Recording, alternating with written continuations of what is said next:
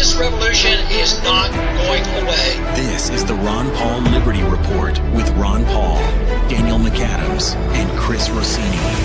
We are all ambassadors of the Ron Paul doctrine, and it's so simple. Just tell the truth. An idea whose time has come cannot be stopped by any army or any government.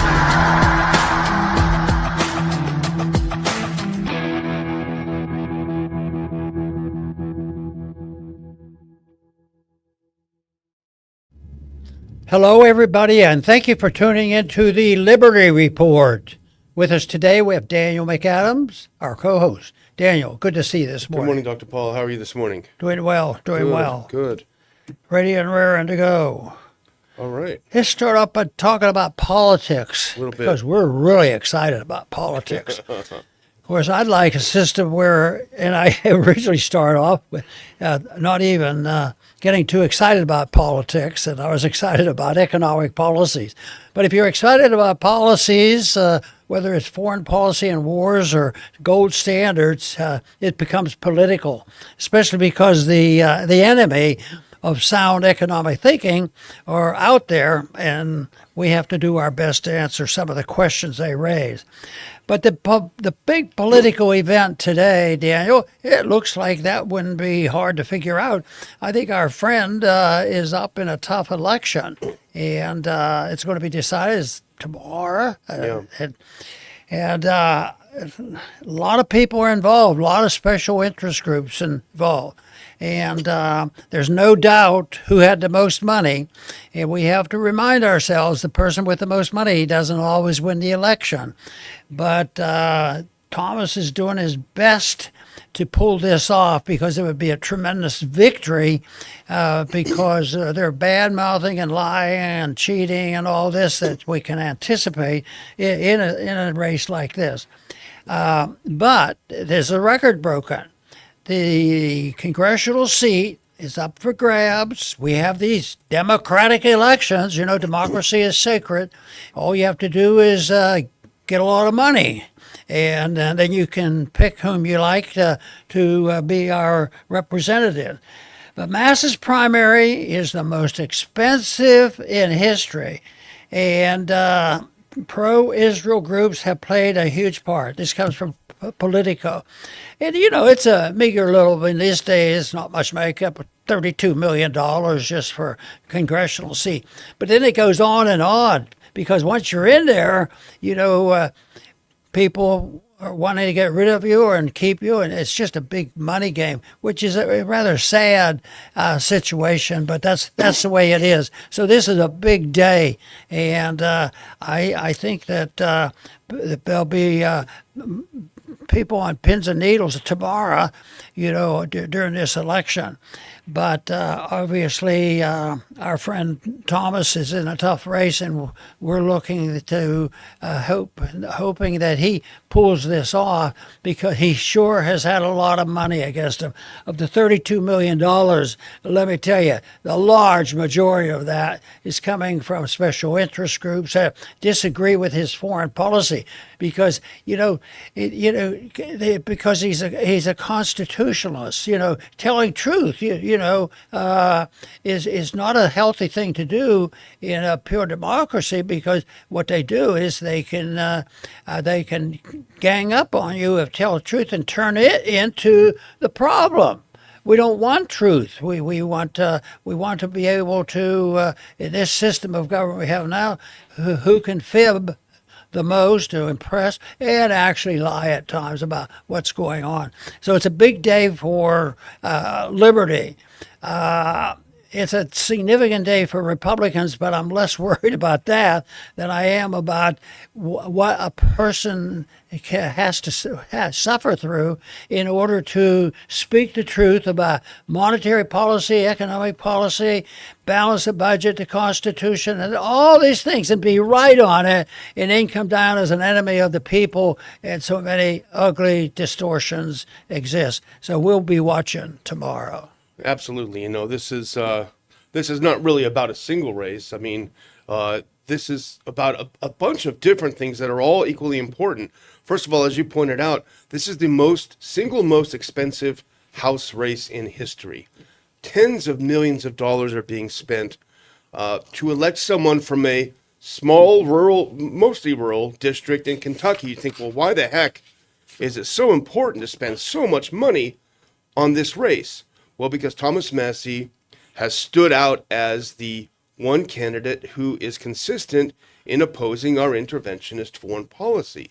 And that includes all foreign aid.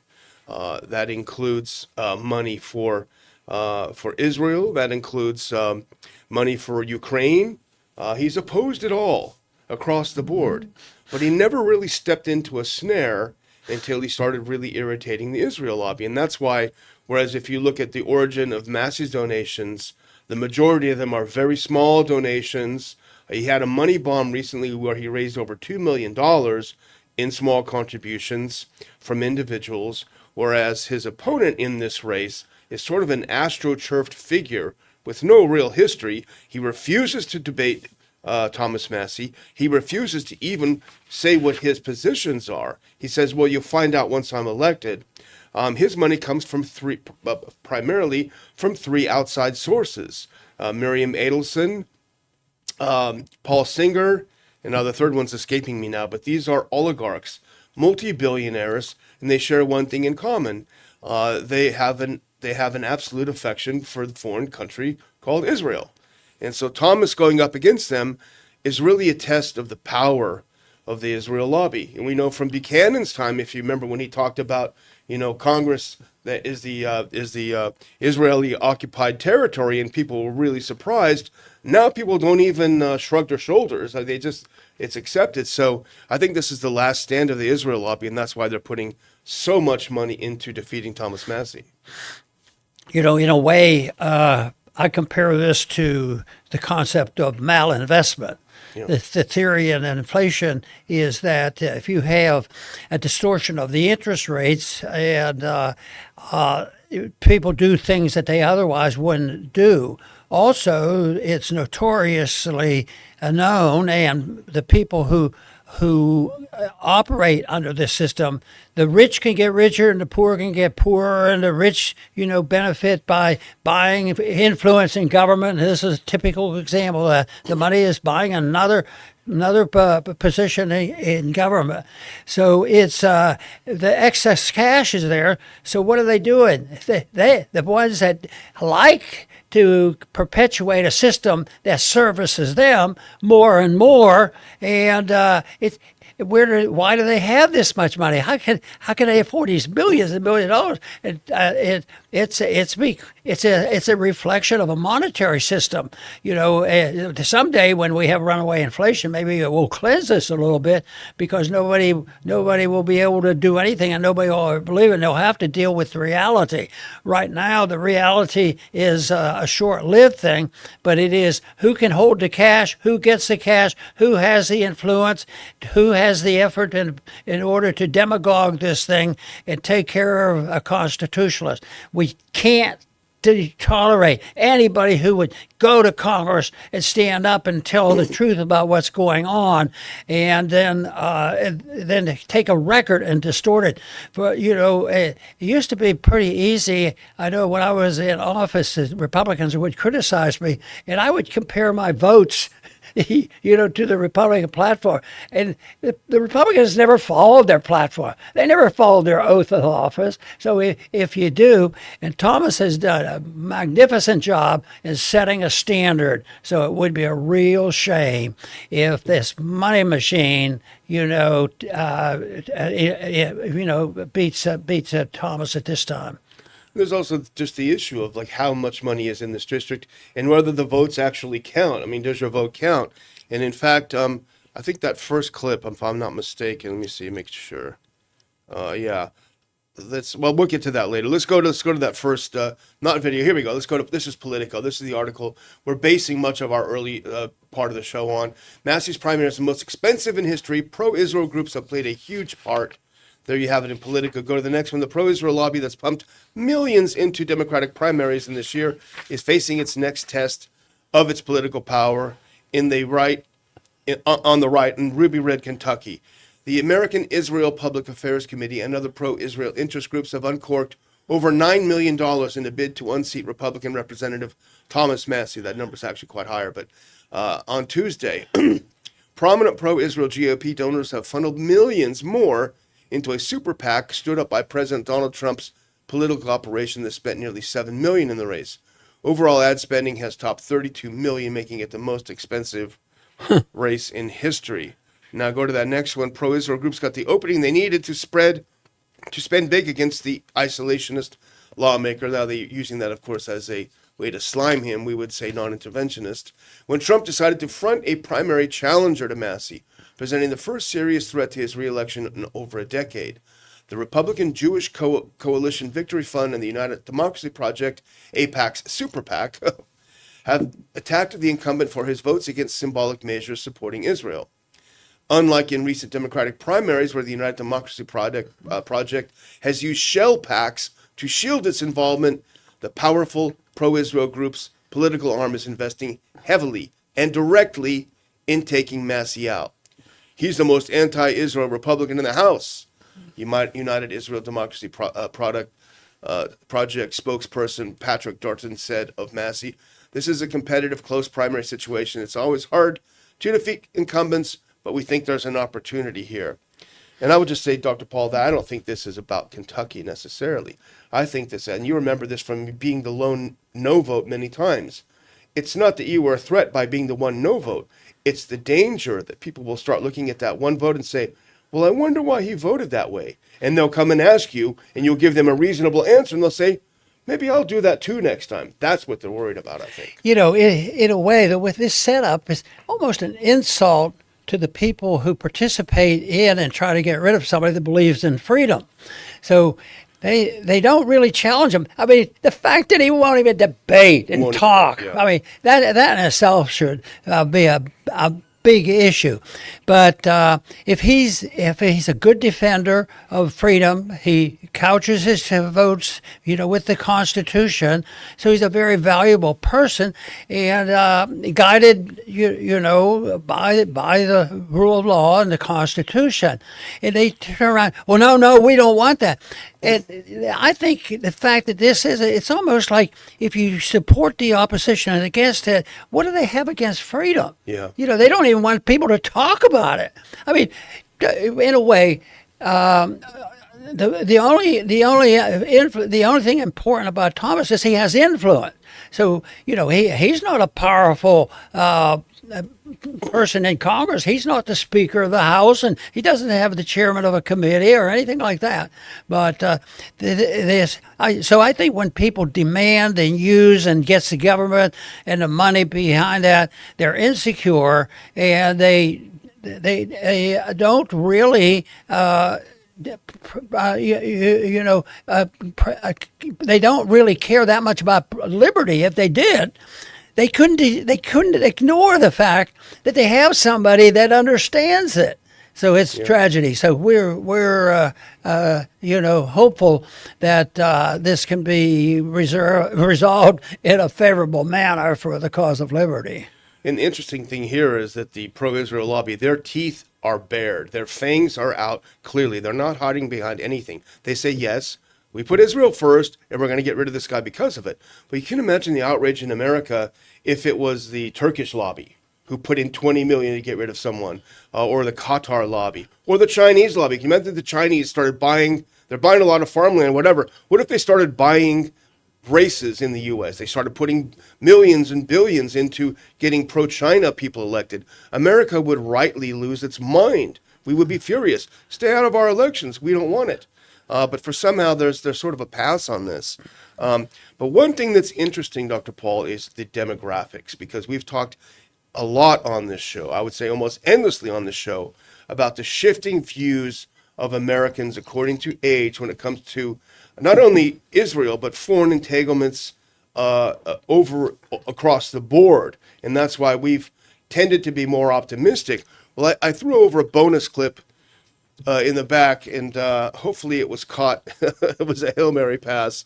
But this is a fascinating look at the demographics of the race. Thanks very much for getting that. But this is astonishing, Dr. Paul. Now, this is the primary results by age group. In the age group of 17 to 25, Massie's up by 25 points. 26 to 35, he's up by 56. 36 to 45, he's up by 38. 46 to 55, he's up by 17. So across the board, among Kentucky 4 voters under 55, he's a clear victory, including in that key 26 to 35 group, an incredible lead. However, you start looking to Galrain, that's his opponent, 56 to 65, he's up 18. 66 to 75, he's up 35. 76 and above, he's up 33. So you look at the older generation, you call them boomers. They're the ones, Dr. Paul, who are watching Fox News for Fox's takes. They're taking everything for granted. They're not doing their own research. They're just sitting there with Fox News playing all day. Whereas the younger voters are going to X, they're going to social media, they're going to alternative sources. Well, Trump said that he's nothing but a grandstander. Maybe I better check it out and take a look. Oh, Trump says he hates Jewish people. I better check that out. No, that doesn't seem to be true either. And so they're doing their homework. Whereas, no offense to the older generation, but they come from a different, technology is different, and they would rather just watch Fox and take their lead. So in a way, even though that's disturbing, I think there's also a lot of encouragement to be gotten from the fact that younger voters feel this way. It makes me, feel good about my emphasis on the appealing nature to the young people for this message, because I was always excited that young people were much more interested in what I was saying, and that it's a message that that should give us encouragement, because they're going to be around for a while. But both parties are split. They're all over the place because they have they say, well, they're not principled, and I've decided, yes, that's not the problem. They have principles, but some are good and some are bad. Sometimes bad principles. The authoritarians have a principle. Their principle is authoritarianism, run the thing and taking care of their friends. So, and I think the parties are split. They're more like it just shifted recently, where the Democrats are split on foreign policy, and they've changed. It's not the same party, Democratic Party in the 1960s, dealing with war issues. Yeah. So I think some good could come of those statistics here. And of course, it would be a tremendous boost if people care about freedom and the thing that America is all about is to see Thomas win this. Yeah. Well, let's listen to a couple of people that we know and respect. This first clip is from Tucker Carlson. You might want to put your earpiece in. He makes a good point about this whole idea of purchasing American elections and what the effect might have on the American people. Let's listen to this. Let's go ahead and play the whole clip. I might cut us off early. Let's get started on it. Miriam Adelson is spending whatever it takes to take the seat away from him because he committed the crime of describing how things actually work in the U.S. Congress. Anyone who gets the idea that maybe I'll get to Congress and tell the truth about how things actually work, will be crushed. If they are successful in doing this, crushing a man, defaming a man, slandering a man, attacking his family, purely for the crime of telling the truth about them, about how they operate, about the nature of the Epstein class, then you have to wonder, why are we voting in the first place? What is the point of all of this? Is there a reason to participate in the process? If in the end some Israeli casino lady can come in and just determine the outcome, that's not democracy. It's just straight up teeth-bared oligarchy. It's shut up and obey. And so while we can, it's probably worth doing whatever it takes within the bounds of the law to prevent that from happening. Because crushing Thomas Massie for the crime of telling the truth is itself a moral crime. And yet in Washington, the only people who are punished are those who told the truth. And at some point that has to stop, or the system itself lacks all legitimacy. That's a good point. In Washington, the only people punished are those who tell the truth. Yes.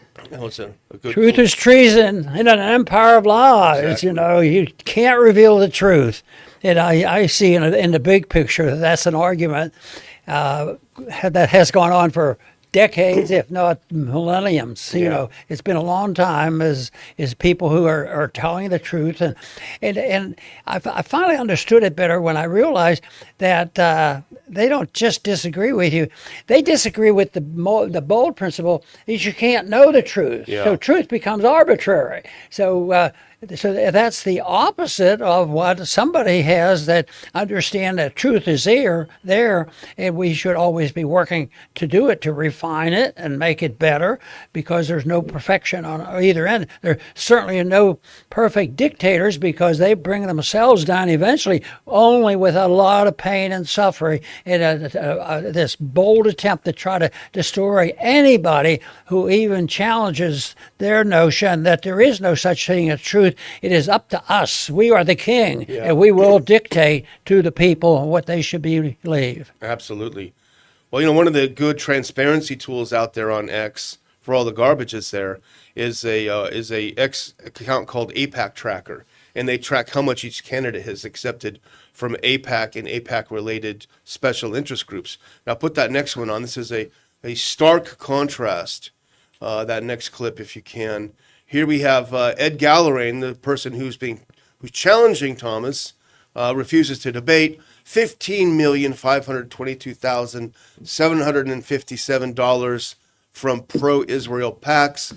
On the right, you have Thomas Massie, $0 from pro-Israel PACs. I think that really says the whole thing, Dr. Paul.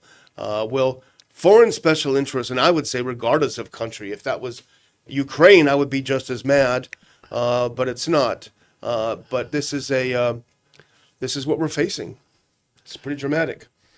Yes, and it is a real challenge. I challenge. guess we will soon find out about this event. Yeah. Tomorrow. We sure will. Well, we want to mention one other thing, Dr. Paul, and that's just Taiwan. We both noticed a piece in Zero Hedge. You sent it over to me this morning, so I appreciate that.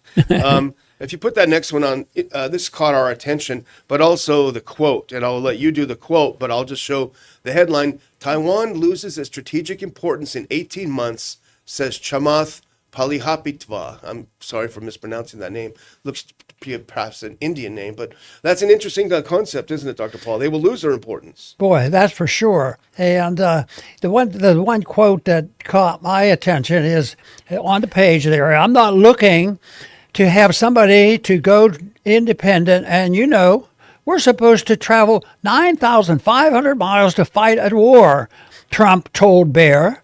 I'm not looking for that. I want them to cool down. I want China to cool down. And I thought, what is going on here? How many miles have we flown? How many miles have we gone to look for a war in the last 20 or 30, 40 years? All this. I mean, how many trips did we make to Vietnam and Korea, where wars weren't even declared? They were illegal, immoral, and costly. I'll tell you what. And so that this is, but the debate is still going on, and that's what this article is all about. And it's dealing with how we treat China and what to expect. And evidently, there's the military approach to it, but there's also this war on the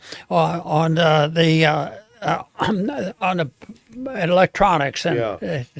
And that is something that is big bucks, and I guess they'll fight that out. But it's so available to the people who would like to see that. I mean, you might get somebody in the Senate that we know about. I won't say his name, who is the biggest instigator of more war.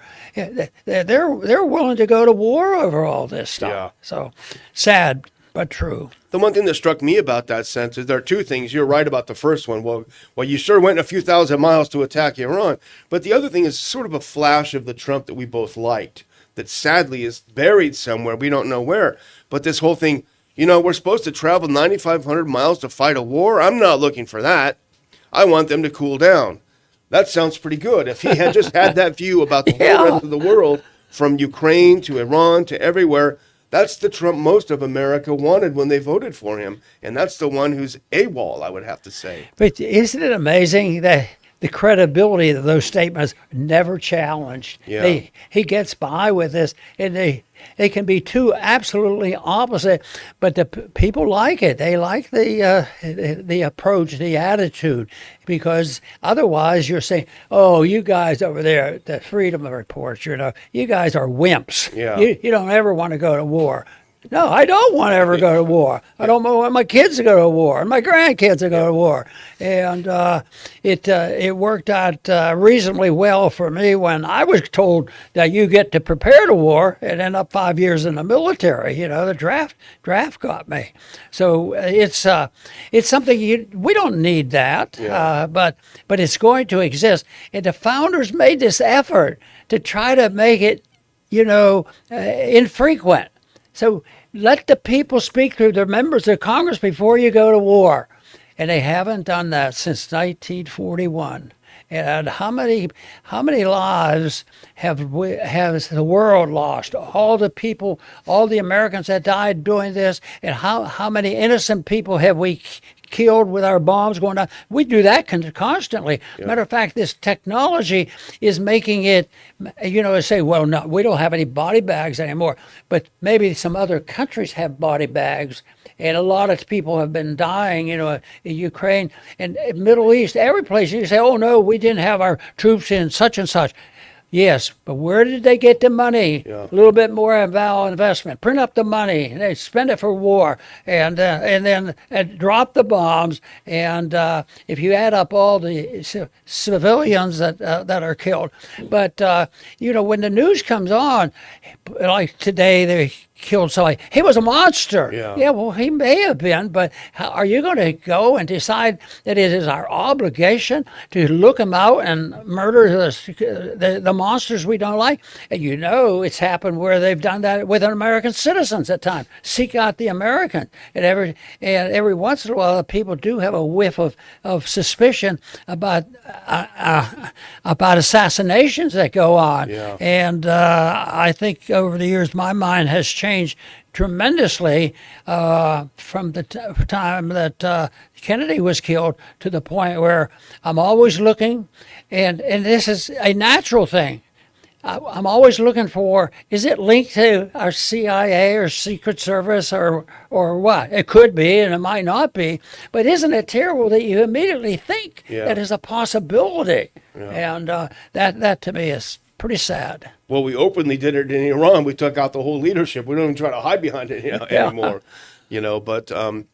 But speaking of that, it's our money, but it's also our weapons. I guess our money buys our weapons. I was looking on a flight tracker this morning. There's been a steady stream of cargo planes flying into Israel loaded with weapons. So we can expect that war probably to gear up again. Let's hope not. But I'm going to close up by thanking everyone for watching the show.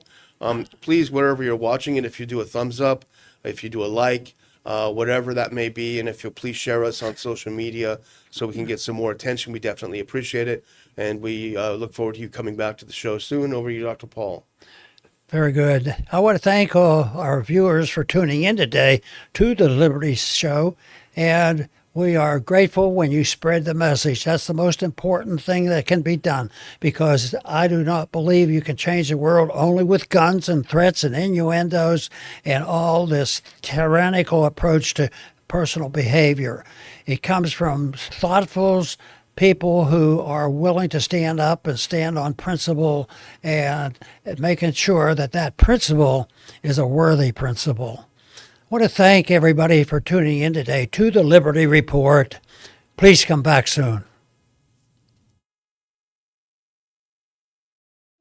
Thanks for watching the Ron Paul Liberty Report. Like and subscribe to help spread the message. And until next time, live free. This country is in a revolution, and I happen to be lucky enough to be part of it.